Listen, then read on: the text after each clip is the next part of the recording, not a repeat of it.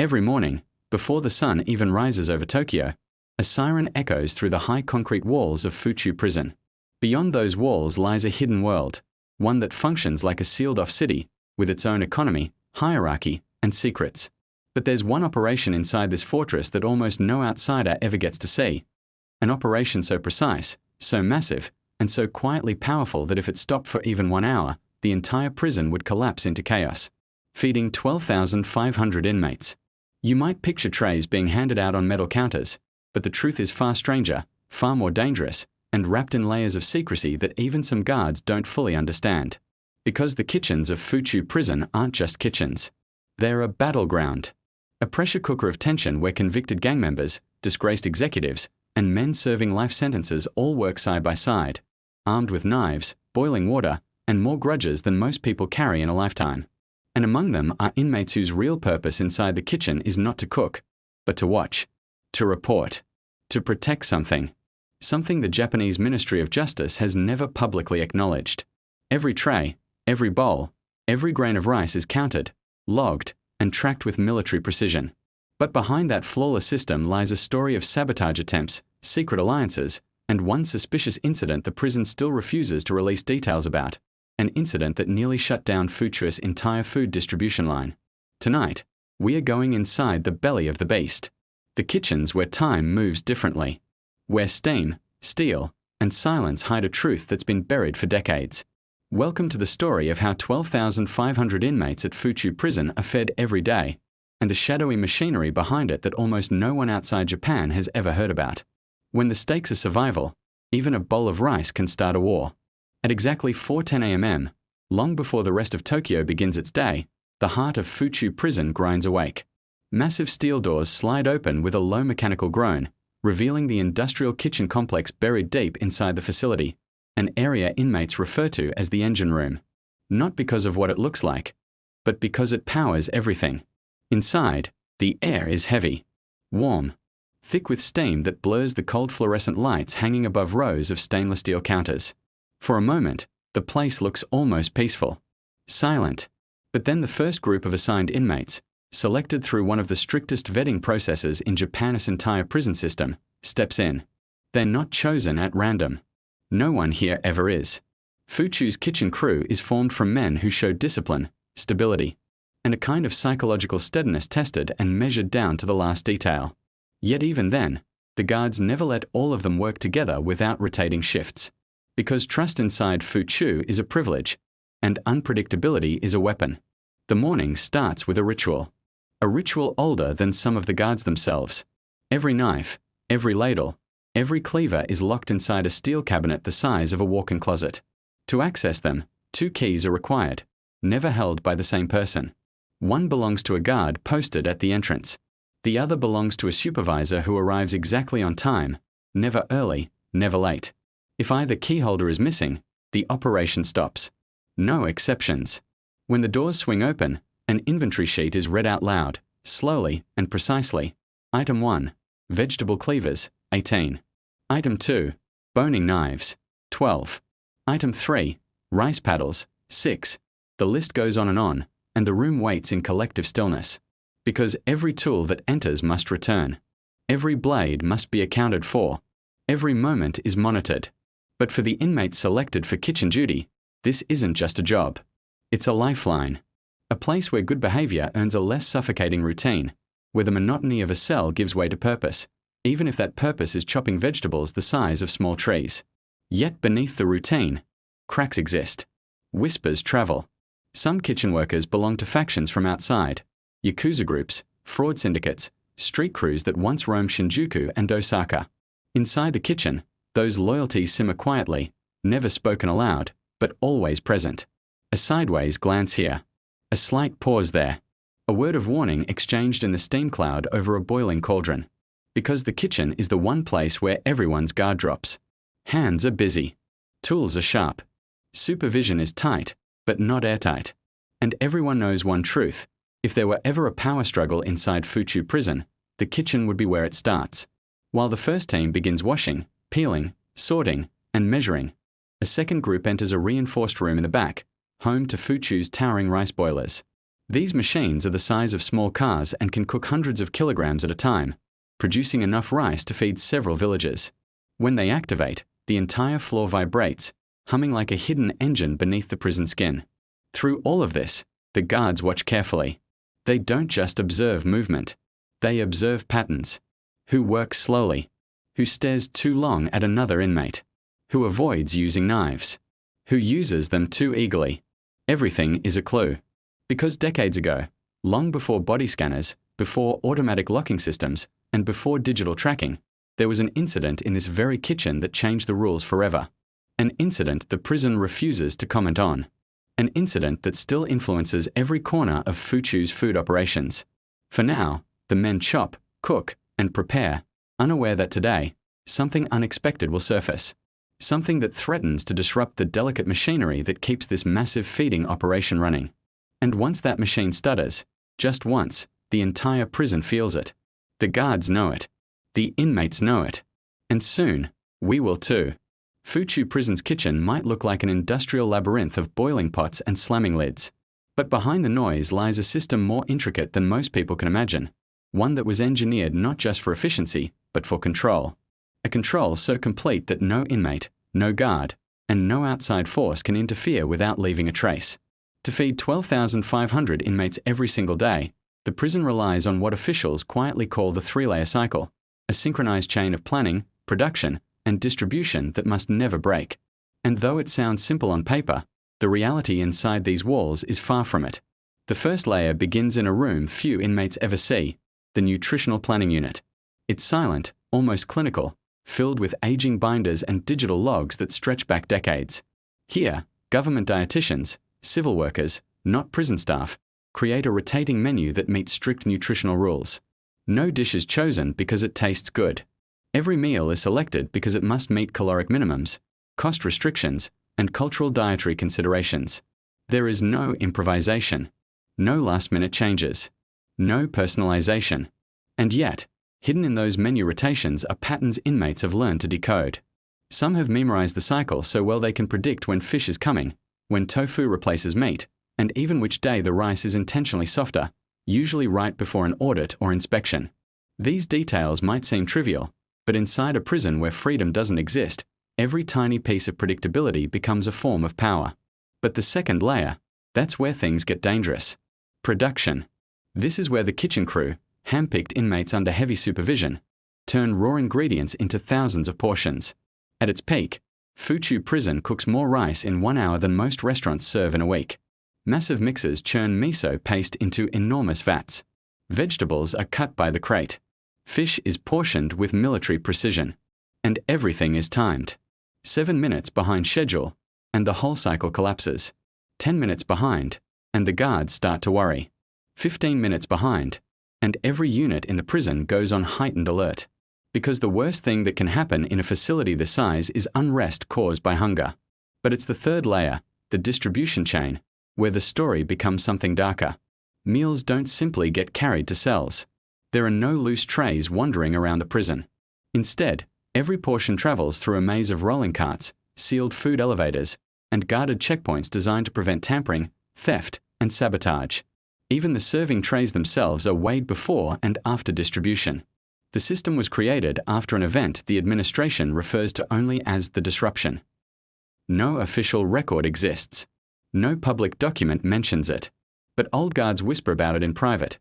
The day something slipped through the cracks, something small enough to be unnoticed yet dangerous enough to threaten the entire prison. And ever since, the distribution system has been treated like a secure pipeline, not a cafeteria. But what most people don't know, and what the prison would deny if asked, is that the system is monitored by a fourth, unofficial layer. A shadow operation involving inmates who don't cook, don't serve, and don't touch food at all. They're called monitors, and their identities are carefully hidden. Some belong to old Yakuza families. Some are former accountants, intelligence officers, or men with quiet eyes and spotless records. But all of them are placed inside Fuchu's living units to watch, to ensure no one organizes a sabotage attempt, to track who complains about food, to report who refuses to eat, to listen for whispers of anything abnormal. Because the kitchen is predictable. People aren't. And today, someone has noticed a shift. A tiny detail out of place. Something small enough to dismiss, but unsettling enough to trigger one of the monitor's quiet alerts. No one else in the prison knows it yet. But the cycle is about to be tested. And when 12,500 men rely on a system held together by secrecy, discipline, and fear, even the smallest disruption can pull every hidden thread into the light. By mid-morning, the kitchen is supposed to find its rhythm, an almost musical sequence of boiling, scooping, portioning, and moving trays through iron corridors. It's the part of the day when the system usually becomes predictable, smooth, and strangely quiet. But today, something feels off. It begins with a sound. A tiny one. A metallic tick. Barely audible beneath the roaring rice boilers and the clatter of steel trays. But for the inmates working the line, men trained to notice every detail just to survive, one out-of-place sound is enough to put them on edge. At first, no one reacts. It could be a loose bolt on the machinery. It could be a spoon dropped in the wrong place. It could be nothing. But then one of the guards, an older officer known only as Sato, a man who has worked this kitchen longer than most inmates have been alive, lifts his head. His eyes stay still for a moment, listening, watching, calculating. Because Sato knows something most people outside these walls never consider. When a system is this tightly controlled, even the smallest deviation is a message. Meanwhile, deeper in the kitchen, inmate workers begin noticing something else, something subtle, almost invisible. It's in the rice. A texture shift. A faint dampness along the edge of one batch that shouldn't be there. Not spoiled. Not dangerous. But wrong. Rice is everything in Fuchu Prison. It's the backbone of every menu. The one ingredient that must always be perfect. So when even one tray feels off, alarms don't just ring in the kitchen. They echo through every floor of the prison. At the rice boilers, a man named Okubo, an inmate with a reputation for precision, stares at the steaming pot in front of him. His face stays expressionless, but behind his eyes 100 calculations unfold. Water ratio, temperature, cook time, steam pressure. All of it makes sense, except the result doesn't. He doesn't speak, not right away. Speaking too quickly is dangerous in prison kitchens. Speaking at all can make you a target. Instead, he glances, very subtly, at the two other inmates working nearby. One is a former chef. The other is a quiet man transferred from a different facility under unusual circumstances. Both notice it too, but like Okubo, neither says a word. But one person does. A monitor. Hidden among the kitchen crew for months, he is blended in perfectly. Another face in uniform, another set of hands working quietly, another inmate serving his sentence. But his real job is not to cook. His job is to detect anomalies before they become threats. He steps closer to the boiler, pretending to check the dials. His eyes narrow. It's not the rice that bothers him. It's the timing. Something in the morning sequence was delayed. Just by seconds. Barely measurable. But real. In Fuchu Prison, seconds matter. He doesn't report it immediately. Monitors never report too soon. Their greatest weapon is patience. Instead, he watches the workers, the guards, the steam pressure, the rhythm of the room. And then, another small detail. So small most people would overlook it. A supply cart, parked slightly crooked. Not enough to cause suspicion to the untrained eye, but enough to signal someone touched it after it was placed. Someone who shouldn't have. Sato notices too. His gaze flicks to the cart, then to the workers, then to the clock. Inside this world, everything is routine. Everything is predictable. Everything has its place. Today, things are shifting. As trays begin rolling out for distribution, a long, almost uncomfortable silence settles over the kitchen. It's not fear. Not yet. It's something more dangerous. Awareness. A quiet collective understanding that something, someone, has disrupted the flow. And deep in the prison's residential blocks, where 12,500 men wait for their first meal of the day, a few inmates already sense the tension. They don't know why. They don't know what happened. But they can feel it in the air, thick and heavy, a pressure settling over the facility like a storm cloud. Because when the kitchen stumbles, the entire prison holds its breath. And today, for reasons no one can fully explain yet, Fuchu is holding its breath. The cart sits there, ordinary, metal, unremarkable. A single utility cart among dozens used to transport food from the kitchen to the sealed distribution corridors. And yet this one, this single, crooked cart becomes the center of a quiet storm. At first glance, nothing seems wrong. The wheels are intact. The latch is secure. No tray has fallen. No container has shifted. But something is off, and in Fuchu Prison, off is enough to stop a man cold. Guard Sato approaches the cart with the slow caution of someone who has seen too many small mistakes turn into large problems. His boots echo softly against the concrete floor, cutting through the steam-thick air. He doesn't touch the cart. Not yet. Instead, he studies it, like an archaeologist examining a relic for inscriptions no one else can see. The left wheel is angled half a degree inward. The handle carries a faint smear, barely visible, but the kitchen crew all wear gloves. And the alignment is wrong. It should face the loading bay, not the storage room. To most people, it would mean nothing. But Sato knows the layout of this kitchen the way a pilot knows the controls of his aircraft. Every movement here is part of a choreography. And this piece is out of rhythm.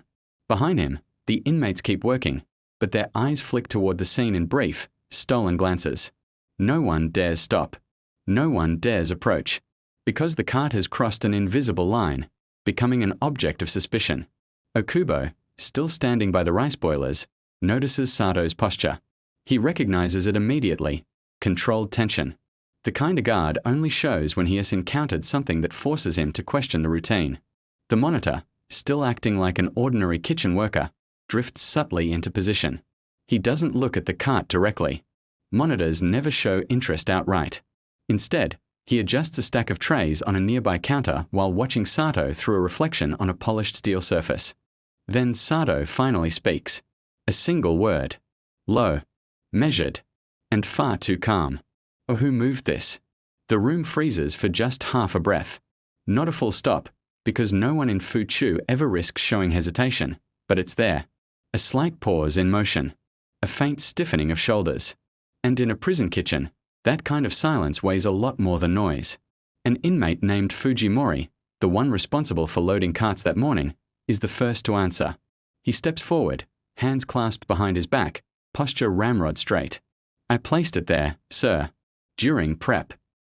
Sato's eyes remain locked on the cart, unblinking. This direction? He asks quietly. Fujimori jaw tightens. Not with defiance, but with genuine confusion.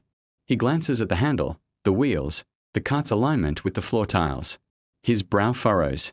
No, sir, he admits. It was facing the main hall. A lie? A simple mistake? A warning? No one can tell, not yet. Two more inmates who were assigned to the storage area earlier shake their heads when questioned. Another claims he never came within 10 meters of the cart. And after a full sweep of every single worker in the room, the truth becomes painfully clear. No one touched the cart. At least, no one who will admit to it.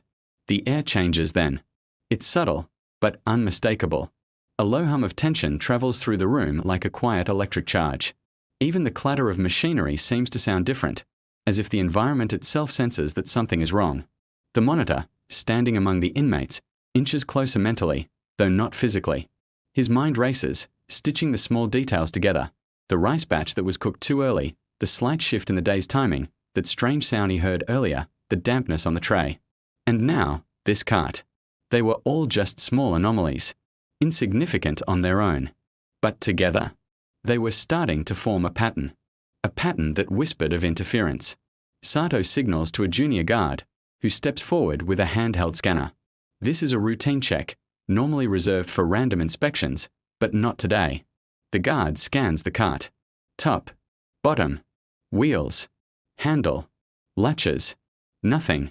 No contraband. No missing tools. No unusual materials hidden inside.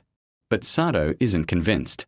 He turns his attention to the monitor, believing he's just another kitchen worker. You were near this area earlier, Sato says, his voice flat. Did you see anyone move it? A calculated pause from the monitor, just long enough not to seem rehearsed. No, sir, he replies. But it wasn't in that position before. A simple sentence. Completely accurate. Perfectly safe. Sato nods. It's a small gesture, but in the coded language of this prison, it speaks volumes. He trusts the monitor's observation, even without knowing who he truly is. Sato steps back from the cart.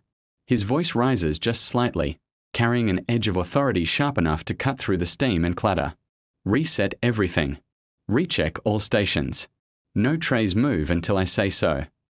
A collective exhale moves through the room. It is not relief. It is just the release of tension that was held too tightly for too long. In the corners of the kitchen, the Yakuza-affiliated inmates exchange quick, knowing glances. They can feel that something is brewing, even if they don't know what it is. And in the far corner, next to the massive industrial mixers, a quiet inmate with narrow eyes watches the entire scene with an unsettling calm. He hasn't reacted. He hasn't looked surprised. He hasn't asked a single question. He just watches, as if he already knows exactly why the cart was moved and what's coming next. Because the cart itself is not the problem. The cart is just a clue. And somewhere within this prison, among 12,500 men, someone has just started a chain reaction. Something small. Something subtle. Something very intentional. The kitchen has noticed. The monitors have noticed. And soon, the entire prison will notice too. A disruption is quietly beginning. Sato's command spreads across the kitchen like a cold wind. In an instant, the entire morning grind comes to a halt. Lids stop clattering. Knives hang perfectly still in midair. Even the endless hiss of steam feels quieter, as if the room itself is holding its breath. A full reset. This is rare. Extremely unusual. Almost unheard of. And for the inmates, that alone is enough to send a shiver down their spines. Because the kitchen never, ever stops. Not unless something very serious is unfolding. The workers step back from their stations. The guards immediately reposition themselves, their eyes sharp, their shoulders squared. This is no longer just routine. This has become a heightened protocol. The kind that signals one thing: someone inside the system is interfering. But the worst part? No one has any idea who. The carts are rechecked. Every batch of rice is remeasured. Every single tray is inspected for any irregularities. Every storage room door is verified. On the surface, everything appears completely normal. Almost too normal. Okubo stands with his hands clasped behind his back, watching the senior guards move through the room with a growing sense of unease. He's seen resets before, once, years ago, when a fight broke out on the serving line in another facility. But this isn't like that. This is quiet. Controlled. Surgical. This is something hidden. Something calculated. Across the room, the monitor scans the scene with a trained eye. He isn't looking for mistakes. He's looking for intention. Who is a little too calm? Who seems a little too nervous? Who is trying way too hard to look like they're not involved? His gaze locks for a moment on the quiet inmate standing near the industrial mixers, the same man who watched Sato interrogate that cart with an eerie sense of composure. Still silent. Still collected. Still observing more than he's reacting. A question starts to form in the monitor's mind, something simple but incredibly dangerous. What does this man know that the others don't? But monitors never act on suspicion alone. They build their cases slowly, quietly, brick by brick. At the far end of the kitchen, a junior guard returns from a supply check with a clipboard in his hand. Inventory matches, he reports. All ingredients are accounted for. Another guard calls out, tools accounted for. Then another, no unauthorized items. Everything seems completely clean. And yet, the uneasy silence filling the room suggests something entirely different. Then, something shifts. A low vibration trembles through the floor. It's nothing dramatic, nothing loud, just enough to make a few workers glance down at their feet. It's originating from the distribution corridor just beyond the reinforced door. A corridor that, according to the schedule, should still be completely empty. Sato turns sharply. His eyes darken. The distribution corridor only activates when the food carts begin moving. But the carts haven't moved yet. Which means, someone triggered the system. Someone touched a panel. Or a locking mechanism. Or a sensor. Someone is trying to force the schedule back into motion. Or maybe they're trying to stop it completely. Sato signals two guards to follow him. They unlock the heavy door that leads into the first distribution hallway. Beyond it lies a long, sterile passage lined with food elevators, pressure-sealed hatches, and surveillance cameras embedded into the ceiling. The corridor is empty. Silent. Untouched. But halfway down, one thing stands out. A panel light is blinking yellow instead of green. A warning signal. It's not enough to trigger a full-blown alarm, but it's enough to say that someone has interacted with it. Sato's jaw tightens. Back in the kitchen, the inmates stand in rigid silence, fully aware that something has shifted into brand new territory. The tension isn't just in the air anymore. It's a physical weight on their bodies, their breathing, their instincts. The monitor steps forward slightly, pretending to organize some ladles, but his attention is completely fixed on that blinking light through the open doorway. He knows exactly what it means. Someone is testing the system. Not breaking it. Not sabotaging it. Testing it. And that's even worse. Because a test implies preparation. Preparation implies planning. And planning means this is only the beginning. In the corners of the kitchen, whispers finally begin. Soft, fast, nervous. They don't mention sabotage. They don't mention the cart. They don't mention the blinking panel. They mention only one thing: the disruption. A ghost story whispered among inmates. A persistent rumor among the guards. A complete taboo among the administrators. Something that happened decades ago. Something they were all told must never be repeated. Something that changed the entire kitchen system forever. And now it feels like history is about to repeat itself. Sato steps back into the kitchen. His voice is low, firm, and controlled. Lock down the processing line. Nobody leaves this room. The workers stiffen. Even the ones who know nothing at all understand the immense weight of those words. The kitchen, normally a machine of constant noise and motion, shifts into a state of quiet captivity. A pressure chamber. A sealed bubble where suspicion curls through the steam like thick smoke. One of the inmates swallows hard. Another clenches his jaw. Another tries his best to look unfazed. And the quiet man near the mixers? He finally moves. It's not much, just a single step. Barely noticeable. But in that one step, the monitor sees something absolutely chilling. Confidence. Anticipation. And something else. Knowledge. This man knows exactly what's unfolding. He knows something the rest of the room doesn't. Something that ties the crooked cart, the mistimed rice, the blinking panel, and the dead silence in the corridors into one single, terrifying truth. The disruption has already started. And whatever happens next will not be small. In prisons, real danger rarely announces itself with shouting or chaos. More often, it arrives quietly, wrapped in silence, disguised as routine, hiding behind the face of someone who never, ever draws attention. And today, that someone is the quiet man standing by the industrial mixers. No one knows much about him. He arrived 6 months ago from a different facility, transferred without any explanation, without the usual delayed paperwork, and without the typical rumors that trail behind new inmates. He came in clean. Too clean. No allegiances. No debts. No enemies. Which, in a place like Fuchu, is suspicious all by itself. His name on the official roster is Mori Yoshikazu, a name common enough to just disappear among thousands. But his presence has always been unordinary. He moves with a quiet intention. He speaks only when absolutely necessary. He watches everything.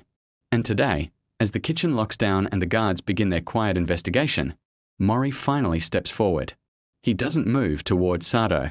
Not toward the suspicious cart. Not toward the blinking panel. He steps toward the rice boilers. The very ones that cooked a batch that felt off. The ones that were just fractionally ahead of schedule. The ones whose steaming rhythm was disrupted by just a few missing seconds. Okubo, who has been watching Mori with increasing unease, shifts his stance slightly as if he is preparing for something that might happen. Something he can't name yet but can feel in the air like static electricity before a storm. But Mori doesn't touch anything. He doesn't speak. He makes no overt move at all. He just stands there, staring at the boilers, as if he's listening to them. As if they're whispering something that only he can hear. Then he does something small. Almost invisible. He glances at the clock. Not the big digital one most inmates use to track time during their shifts. No, he looks at the analog one mounted high above the kitchen entrance. The one synced to the facility's main system, its second hand moving with perfect, mechanical precision. And in that one glance, the monitor sees it. Recognition. Understanding. Calculation. Mori isn't just observing the time. He's checking the discrepancy. The missing seconds. Seconds that only someone with incredibly deep knowledge of the kitchen's mechanical rhythm would ever notice. Seconds that explain the early rice batch, the crooked cart, the blinking panel. Seconds that connect to something much, much larger. The monitor narrows his eyes. How does Mori know about the timing sequence? No ordinary inmate knows the exact second-by-second choreography of Fuchu's complex meal cycle. Even the long-time kitchen workers only understand their own small piece of the puzzle, not the entire machine. But Mori does. Somehow. Sato steps forward now, approaching Mori with the slow caution of a man confronting a riddle with teeth. "You," Sato says, his voice low and firm. "Step away from the boilers." Mori turns to him, calm, polite, his expression a complete blank. He steps back without any resistance, hands visible, his posture relaxed. It's too relaxed. Sato's eyes narrow. He senses something. Something small but sharp. It's not guilt. It's not fear. It's something much worse. Confidence. Mori speaks for the first time that morning, his voice dry, quiet, and almost without emotion. Is something wrong with the batch? On the surface, it's a harmless question. But Sato doesn't reply. He just watches Mori carefully, studying every tiny movement, every micro-expression. And in Mori's face, he sees nothing. No nervousness. No curiosity. No tension at all. Just absolute control. Okubo, still watching from near the prep station, feels a knot tighten in his stomach. He knows that look. He's seen it before, years ago, on men who plan things carefully, quietly, without leaving a single fingerprint behind. Sato signals 2 guards to escort Mori to the side for questioning. And this is the moment, right here, when everything changes. Not because Mori resists. He doesn't. He goes willingly, calmly, almost too willingly. And it's not because the guards found anything on him. They haven't yet. It's because of one tiny detail. As Mori steps away, Sato notices a faint smudge on the floor right where he was standing. It's barely there. A thin, light streak, almost invisible against the concrete. Rice starch. Fresh. The same kind of starch that matches the dampness found on the questionable batch of rice earlier. Starch that shouldn't be on the floor unless someone had leaned way too close to the boiling process, or touched something they shouldn't have. Sato steps closer, his eyes locked on that faint streak. It's not enough to accuse anyone. Not enough to confirm his suspicion. But it is enough to confirm one truth. Mori Yoshikazu was at the boilers before he was supposed to be. Before anyone else arrived. Before the shift officially began. Before the kitchen even opened. Which means he had access to the machinery when no guards were watching. A privilege no inmate should have. A possibility that shouldn't exist. A security breach that shouldn't be possible. Unless someone help him. Someone with access. Someone with authority. Someone on the inside. Sato begins to question Mori quietly now, just out of earshot. The room stays still. The pressure thickens. And Sato realizes something chilling. This isn't just the beginning of a disruption. It has already begun. Mori isn't the whole story. He's just the first thread. The visible one. But there are others. Hidden. Woven into the prison's daily routine. And if Sato doesn't uncover them soon, the kitchen's small problems will escalate into something far greater, something the prison hasn't faced since the forbidden event known only as the disruption. In the dead of night, Fuchu Prison is almost silent. The day's chaos, the clang of metal, the rumble of carts, the shouts, is gone. All that remains is the low hum of fluorescent lights. But in the prison surveillance center, the night is just beginning. Rows of monitors glow, each showing a tiny piece of the massive kitchen complex. It's a world within a world. A machine of perfect rhythm. Tonight, though, that rhythm breaks. An elderly inmate, working in the rice washing section, pauses for an extra 15 seconds before clocking out.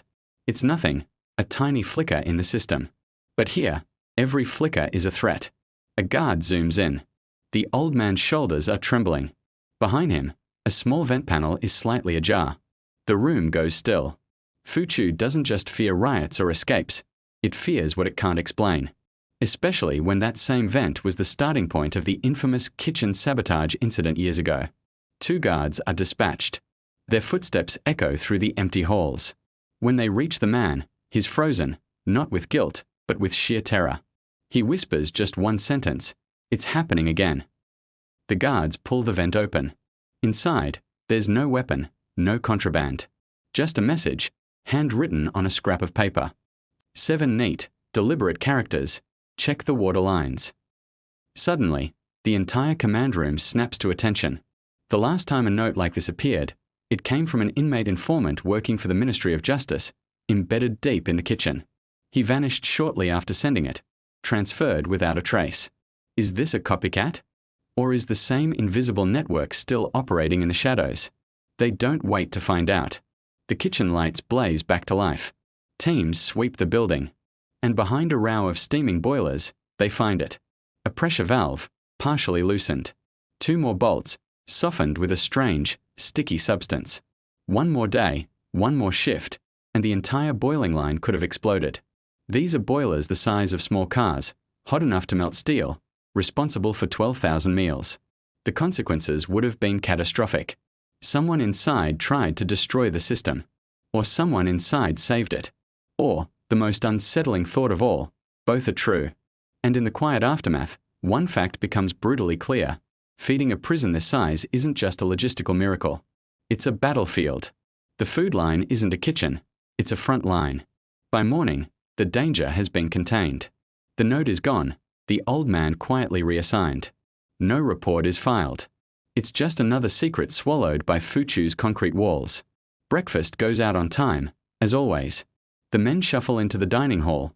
Rice, soup, pickles, silence. No one knows what almost happened. Fuchu's greatest strength is its ability to hide the cracks before they show. But behind that flawless facade is a machine that could fail at any moment. A machine that must feed more people than most Japanese towns, 3 times a day, without fail. Tons of rice, miles of noodles, oceans of miso soup. Yet, the real complexity isn't the food. It's the human element. The grudges, the alliances, the coded signals, the silent warnings tucked inside vents. Every meal is a negotiation. Every kitchen shift is a test of loyalty. Every tray of food comes with a story the world will never hear. A story of sabotage, survival, and the invisible hands holding the entire system together. The question lingers, who left the note this time? And why would they save thousands of men they live among but can never truly trust? As night falls again, the prison's heart begins to beat. Steam rises. Timers beep. The kitchen crew assembles under the harsh lights and watchful eyes. Every man in that room knows the truth. Food is power. Control the meals, and you control the prison. Some work to survive. Some work to manipulate the system. Some work because it's the only place they feel human again. And some work because they have a secret agenda, buried deeper than any recipe. Despite the threats and the close calls, the system never stops. It can't. If even one meal failed, the fragile balance holding 12,500 men inside these walls could snap. Fuchu Prison runs on discipline, but it survives on food.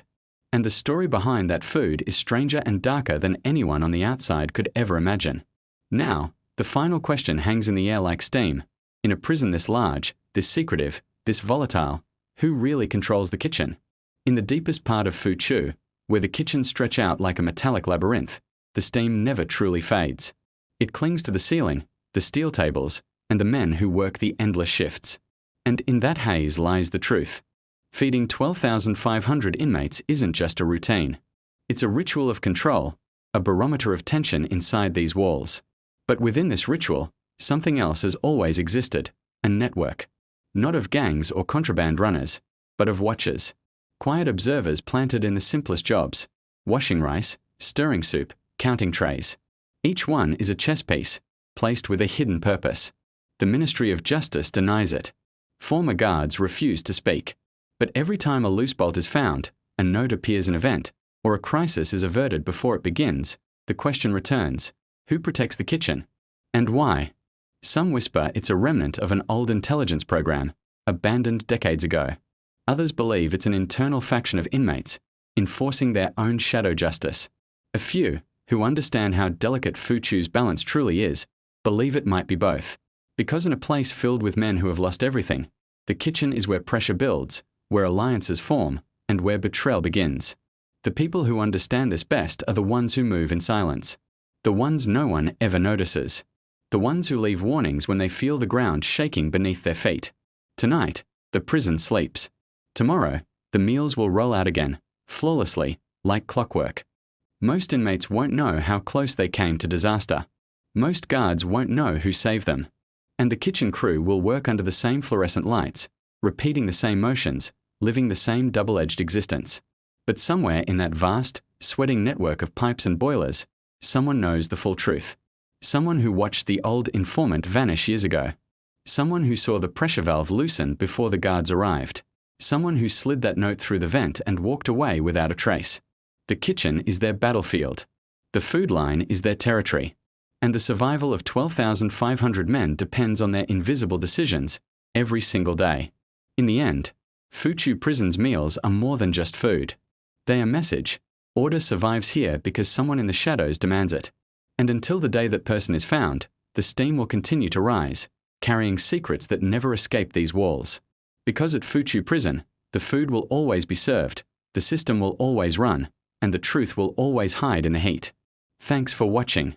If you found this story as fascinating as I did, make sure to like and subscribe for more deep dives into the world's most hidden systems.